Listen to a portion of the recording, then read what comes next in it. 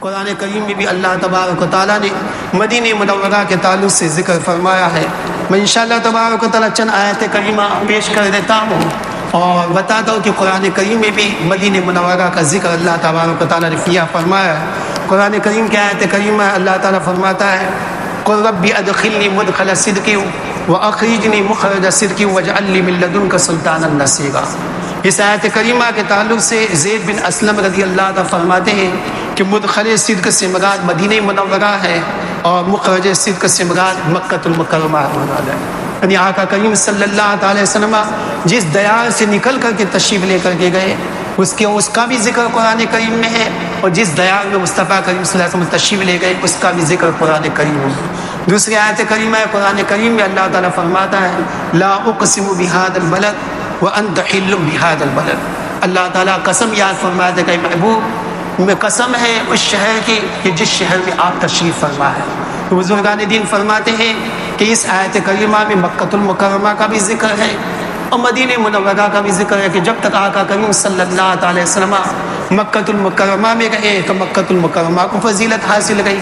جب آقا کریم صلی اللہ علیہ وسلم نے مدینہ منورہ کو اپنا مسکن بنا لیا تو اللہ تبارک و تعالیٰ نے اس کو فوقیت اور فضیلت عطا فرمائی۔ اس لیے علامہ سمودی رضی اللہ تعالیٰ عنہ نے اس آیت کریمہ کے تعلق سے بتایا کہ البلد سے مراد یہاں پہ مدینہ منورہ ہے۔ تیسری آیت کریمہ ہے جس میں اللہ تعالیٰ فرماتا ہے ربی انزلنی منزلا مبارکا وانت خیر المنزلین۔ اس آیت کریمہ میں منزلا مبارکہ کا ذکر ہے، برکت والی جگہ، جس کے تعلق سے بھی مفسرین نے بیان فرمایا ایک تفسیر میں کہ منزلا مبارکہ سے مراد مدینہ منورہ ہے۔ چوتھی آیت کریمہ ہے جس میں اللہ تعالیٰ فرماتا ہے الم تکن ارض اللہ واسعۃ فتہاجروا فیہا، کہ اس میں بتایا گیا کہ اس زمین کی طرف ہجرت کرنے کا حکم دیا گیا۔ وہ زمین کون سی ہے؟ تو قرآن کریم کی اس آیت کریمہ کے تعلق سے بزرگان دین نے تفسیر کی کتابوں میں بیان فرمایا کہ ارض اللہ سے مراد مدینہ منورہ ہے۔ پانچویں آیت کریمہ ہے جس میں اللہ تعالیٰ فرماتا ہے والذین تبوؤوا الدار والایمان، یعنی دار و ایمان کو ٹھکانہ بنانے کے تعلق سے آیت کریمہ ہے۔ تو مفسرین نے فرمایا کہ اس آیت کریمہ میں دار اور ایمان سے مدینہ منورہ ہے۔ چھٹی آیت کریمہ ہے لنبوئنکم فی الدنیا حسنہ، تو یہاں پہ بزرگان دین نے فرمایا کہ حسنہ سے مراد مدینہ منورہ ہے۔ تو یہاں پہ حسنہ سے مراد مدینہ منورہ ہے، اس لیے بعض حضرات نے یہ کہا کہ جب قرآن کریم کی اس آیت کریمہ میں حسنہ کی ایک تفسیر یہ آئی کہ مدینہ منورہ مراد ہے، لہذا ربنا آتنا فی الدنیا حسنہ وفی الآخرۃ حسنہ، اس کا معنی ایک یہ بیان کیا گیا کہ ربنا آتنا فی الدنیا حسنہ، کہ اے رب تبارک و تعالیٰ دنیا میں تمہیں حسنہ عطا فرما، یعنی مدینہ منورہ کا قیام عطا فرما، وفی الآخرۃ حسنہ، آخرت میں حسنہ عطا فرما، یعنی مدینہ منورہ میں ہم کو موت عطا فرما۔ تین تفسیر بعض حضرات نے بیان فرمائی۔ اس کے بعد ایک آیت کریمہ ہے جس میں اللہ تعالیٰ فرماتا ہے کما اخرجک ربک من بیتک بالحق، یہاں پہ من بیتک بالحق میں بیت سے مراد مدینہ منورہ ہے۔ یہ قرآن کریم کی 7 آیت کریمہ، اس کے علاوہ بھی اور آیت کریمہ ہے جن آیت کریمہ میں مدینہ منورہ کا ذکر موجود ہے۔ تو بتانا یہ ہے کہ مدینہ منورہ وہ بستی ہے، مدینہ منورہ وہ دیار ہے، مدینہ منورہ وہ شہر ہے کہ جس شہر سے اللہ تبارک و تعالیٰ کو اتنی محبت ہے کہ اللہ تبارک و تعالیٰ اپنے مقدس کلام میں متعدد مقامات کو شہر کا ذکر فرمائے۔ یہ مدینہ منورہ ہے۔ اب حدیث مبارک کے اعتبار سے دیکھیں تو مدینہ منورہ کی فضیلت ہمیں معلوم ہوتی ہے۔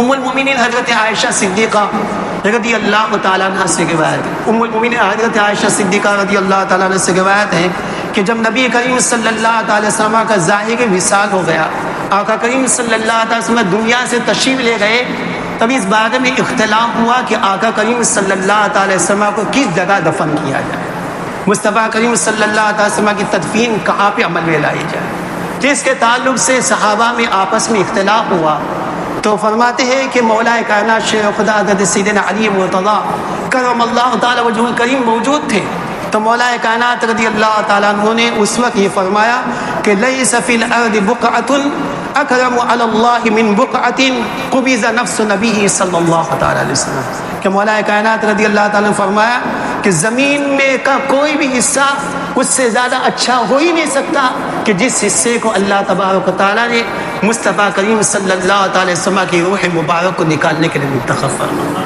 تو اس کے بعد جو ہے صحابہ نے جان لیا کہ اللہ کے حبیب صلی اللہ علیہ وسلم کی روح مبارک حجرے عائشہ میں قبضہ کی گئی تو طے ہو گیا کہ مصطفیٰ کریم صلی اللہ علیہ وسلم کو اسی حجرے میں دفن کیا جائے. کہ آقا کریم صلی اللہ علیہ وسلم کہ آقا کریم صلی اللہ علیہ وسلم کے تعلق سے مولا کائنات کا یہ ارشاد، تو بزرگان دین فرماتے ہیں کہ مولا کائنات رضی اللہ تعالیٰ عنہ کا یہ ارشاد مبارک بتاتا ہے کہ مولا کائنات مصطفیٰ کریم صلی اللہ علیہ وسلم نے سنا تھا، تبھی اس کو آپ نے بیان فرمایا. اس سے کیا بتایا چلا کہ زمین پر سب سے زیادہ عزت والا اگر کوئی مقام ہے تو وہ مقام ہے جہاں پہ ہمارے آقا کریم صلی اللہ علیہ وسلم آرام فرمایا.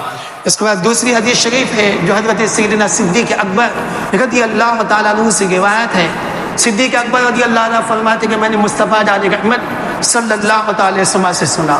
کیا فرماتے ہیں کہ لا يقبض النبی الا فی احب الامکنۃ الیہ. فرمایا کہ کسی نبی کی روح کو قبض نہیں کیا جاتا مگر اسی جگہ میں جو جگہ نبی کو سب سے زیادہ محبوب ہے، جو جگہ نبی کو سب سے زیادہ محبوب ہوا کرتی ہے. اس حدیث شریف سے پتہ چلتا ہے کہ مصطفیٰ کریم صلی اللہ علیہ وسلم کو مدینہ سب سے زیادہ محبوب، اسی لیے آقا کریم صلی اللہ علیہ وسلم کی روح مبارکہ بھی وہیں پہ قبضہ کی گئی. اس کے بعد اللہ کے حبیب صلی اللہ تعالیٰ علیہ وسلم کی ایک حدیث پاک ہے کہ جب مصطفیٰ جان رحمت صلی اللہ تعالیٰ علیہ وسلم مکہ المکرمہ سے ہجرت کر کے مدینہ منورہ تشریف لے گئے تو آقا کریم صلی اللہ تعالی وسلم نے خدا کی بارگاہ میں دعا کی، اللہم حبب الینا المدینہ کحبنا مکہ و اشد. فرماتے ہیں کہ اللہ کے حبیب صلی اللہ علیہ وسلم نے دعا کی کہ اے رب تبارک و تعالی مدینے کو بھی ہمارے لیے ایسے ہی محبوب بنا لے جیسے کہ مکہ ہمیں محبوب تھا، بلکہ مکہ کی جتنی محبت ہمارے دلوں میں تھی اس سے زیادہ مدینے کی محبت رکھتا. تو آقا کریم صلی اللہ علیہ وسلم کی یہ دعا ہے.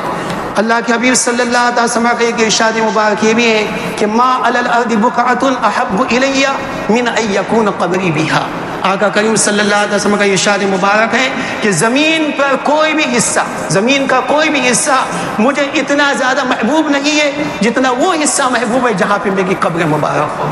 یہ آقا کریم صلی اللہ علیہ وسلم کا ارشاد مبارک ہے. دوسری ایک روایت ہے جس میں آقا کریم صلی اللہ علیہ وسلم نے ارشاد فرمایا، اللہم انک اخرجتنی من احب البقاء الی فاسکننی فی احب البقاء الی. کہ اللہ تعالیٰ کی بارگاہ میں دعا کی کہ اے رب تبارک و تعالیٰ تیرے حکم سے میں مکہ المکرمہ کو چھوڑ کر کے جا رہا ہوں جو مکہ مجھے بہت زیادہ محبوب تھا، پسند تھا. اے رب تبارک و تعالیٰ میں مدینے میں جا رہا ہوں تو مدینہ تو مجھے محبوب بنا دے. حدیث پاک ہم اپنے فاسکننی فی احب البقاء الیک کہ اے رب تبارک و تعالیٰ تو مجھے ایسی زمین میں ٹھہرا، ایسے حصے میں ٹھہرا کہ جو زمین تجھے سب سے زیادہ محبوب ہے. تو اللہ کے حبیب صلی اللہ علیہ وسلم مدینہ منورہ میں قیام ہے. تو اس سے اس دعا سے پتہ چلا کہ مصطفیٰ کریم صلی اللہ تعالیٰ علیہ وسلم کو ہی مدینہ محبوب نہیں ہے بلکہ خود اللہ تعالیٰ کو بھی مدینہ کا منورہ محبوب ہے.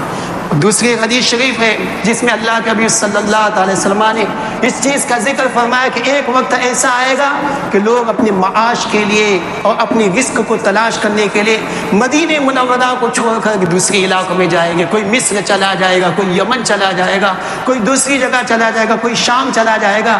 اور وہاں پہ جانے کے بعد میں وہاں کی آب و ہوا ان کو راس آ جائے گی، وہاں کی زمین کا راس آ جائے گی. اس زمین میں جو ہے روزی روٹی کے اسباب زیادہ ہے، اس زمین میں ترقی کے اسباب زیادہ ہے. تو اپنے رشتہ داروں کو بھی لکھے گے، اپنے دوست صحابہ کو لکھے گے کہ تو یمن چلے آؤ، یہاں پہ زیادہ ہوا سازگار ہے. تم شام چلے آؤ، تم مصر چلے آؤ، تم فلاں علاقے میں چلے آؤ. یا اللہ کے حبیب صلی اللہ علیہ وسلم نے پہلے اس کے تعلق سے ارشاد فرمایا، کہا کہ ایسا ہوگا. آقا کریم صلی اللہ علیہ وسلم نے اس کے بعد کیا ارشاد فرمایا، والمدینۃ خیر لهم لو كانوا يعلمون. کہا کہ دوسری زمینوں پہ تم کو بلایا جائے گا لیکن کہتے کہ مدینہ تمہارے لیے بہتر ہے اگر تم اس بات کو جانتے. یہ آقا کریم صلی اللہ علیہ وسلم کا ارشاد مبارک ہے. دوسری حدیث شریف میں اسی لیے اعلیٰ حضرت رضی اللہ تعالیٰ عنہ کے برادر علامہ حسن رضا خان علیہ الرحمٰن نے پیاری بات بیان کی کہ طیبہ کے ہوتے کھلد بری کو کیا کروں حسن، طیبہ کے ہوتے کھلد بری کو کیا کروں حسن، مجھ کو یہی پسند ہے، مجھ کو یہی عزیز، مجھ کو یہی پسند ہے، مجھ کو یہی عزیز. ایک حدیث شریف میں آقا کریم صلی اللہ علیہ وسلم نے ارشاد فرمایا، من مات بالمدینۃ کنت له شفیعا یوم القیامہ. آقا کریم صلی اللہ علیہ وسلم کی بارگاہ ہی ایسی بارگاہ ہے، مرنے کی بات تو دور ہے، وہاں پہ جو مصطفیٰ کی بارگاہ میں پہنچ جاتا ہے عقیدت کے ساتھ میں، وہ مصطفیٰ کی شفاعت کا مستحق ہو جاتا ہے، وہ مصطفیٰ جانے کا صلی اللہ علیہ وسلم کی شفاعت کا مستحق ہو جاتا ہے۔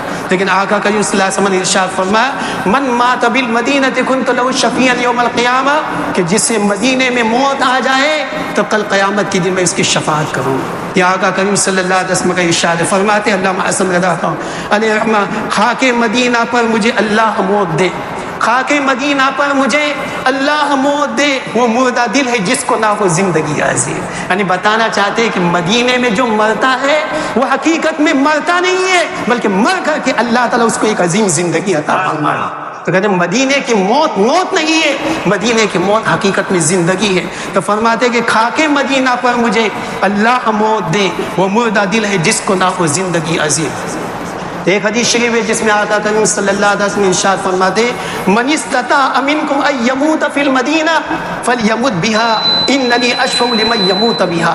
ارشاد فرمایا آقا کریم صلی اللہ علیہ وسلم نے کہ تم میں سے جس سے ہو سکے کہ مدینے میں اس کو موت آئے تو اس کو کوشش کرنا چاہیے کہ مدینے میں اس کو موت آئے، اس کو کوشش کرنا چاہیے کہ مدینے میں اس کو موت آئے۔ آقا کریم صلی اللہ علیہ وسلم ارشاد فرماتے اس لیے کہ جس سے مدینے میں موت آئے گی کل قیامت کے دن میں اس کی شفاعت